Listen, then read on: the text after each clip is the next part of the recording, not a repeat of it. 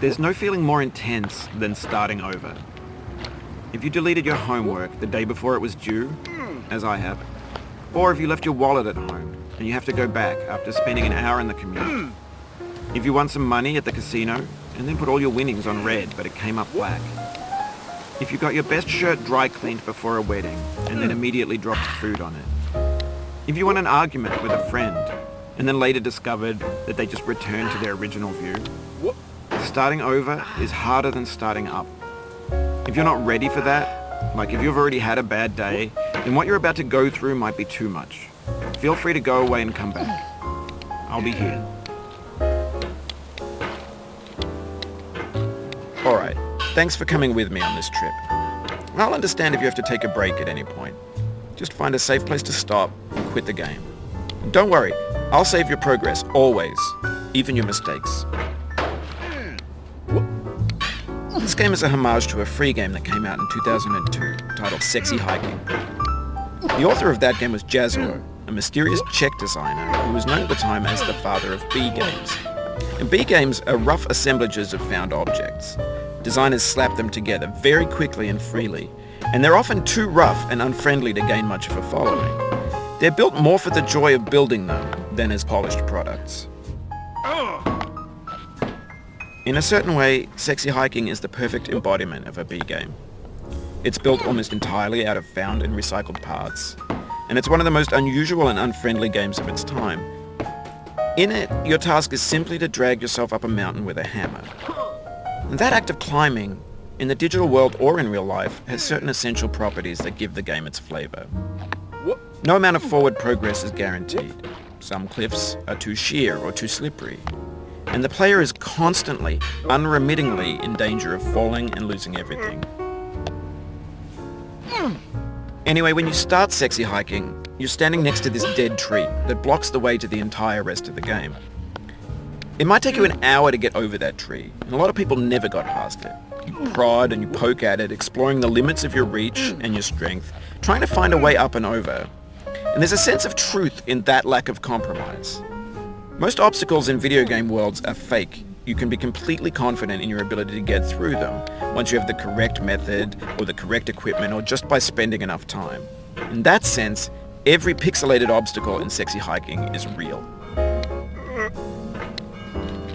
The obstacles in Sexy Hiking are unyielding, and that makes the game uniquely frustrating. But I'm not sure Jazzuo intended to make a frustrating game. The frustration is just essential to the act of climbing, and it's authentic to the process of building a game about climbing. A funny thing happened to me as I was building this mountain. I'd have an idea for a new obstacle, and I'd build it, test it, and it would usually turn out to be unreasonably hard. But I couldn't bring myself to make it easier. It already felt like my inability to get past the new obstacle was my fault as a player rather than as a builder. Imaginary mountains build themselves from our efforts to climb them, and it's our repeated attempts to reach the summit that turns those mountains into something real. When you're building a video game world, you're building with ideas, and that can be like working with quickset cement.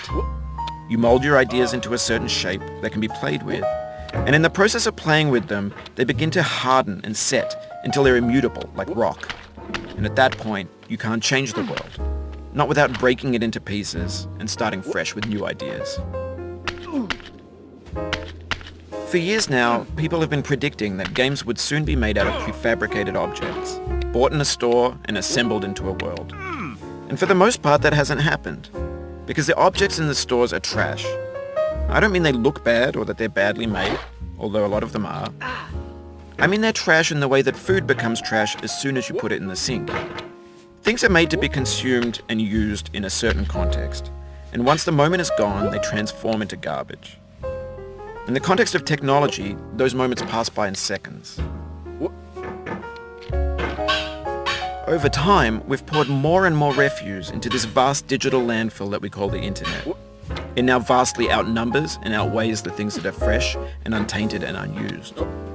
When everything around us is cultural trash, trash becomes the new medium, the lingua franca of the digital age. And you can build culture out of trash, but only trash culture. B-games B movies, B music, B philosophy. Maybe this is what digital culture is. A monstrous mountain of trash, the ash heap of creativity's fountain. A landfill with everything we ever thought of in it. Grand, infinite, and unsorted. There's 3D models of breakfast, Gen X's fanfic novels, scan magazines, green screen Shia LaBeouf, banned snuff scenes on Live Leak. Facebook's got lifelike bots with unbranded adverts and candid shots of Kanye and Taylor Swift mashups, car crash epic failed GIFs, Russian dashcam vids, discussions of McRibs, discarded, forgotten, unrecycled, muddled, rotten, untitled. Everything's fresh for about 6 seconds, until some newer thing beckons, and we hit refresh. And there's years of persevering, disappearing into the pile, out of style, out of sight. In this context, it's tempting to make friendly content that's gentle, that lets you churn through it but not earn it. Why make something demanding if it just gets piled up in the landfill, filed in with the bland things? When games were new, they wanted a lot from you. Daunting you, taunting you, resetting and delaying you. Players played stoically. Now everyone's turned off by that. They want to burn through it quickly, a quick fix for the fickle, some tricks for the clicks of the feckless. But that's not you, you're an acrobat. You could swallow a baseball bat. Now I know, most likely you're watching this on YouTube or Twitch, while some dude with 10 million views does it for you, like a baby bird being fed chewed up food. That's culture too. But on the off chance that you're playing this, what I'm saying is, trash is disposable, but maybe it doesn't have to be approachable. What's the feeling like? Are you stressed? I guess you don't hate it if you got this far. Feeling frustrated? It's underrated. An orange is sweet, juicy fruit locked inside a bitter peel. That's not how I feel about a challenge. I only want the bitterness. It's coffee. It's grapefruit. It's licorice. It feels like we're closer now. Composer and climber, designer and user. You could have refused, but you didn't. There was something in you that was hidden, that chose to continue. It means a lot to me that you've come this far, endured this much.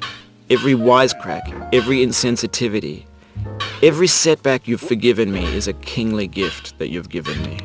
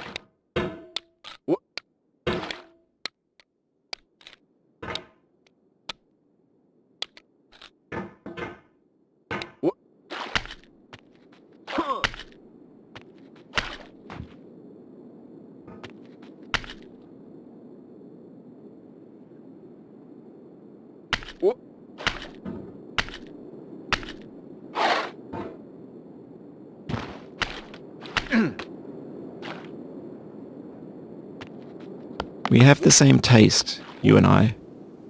It's not ambition. It's ambition's opposite. An obdurate mission to taste defeat. You'll feel bad if you win, so I put this snake in for you.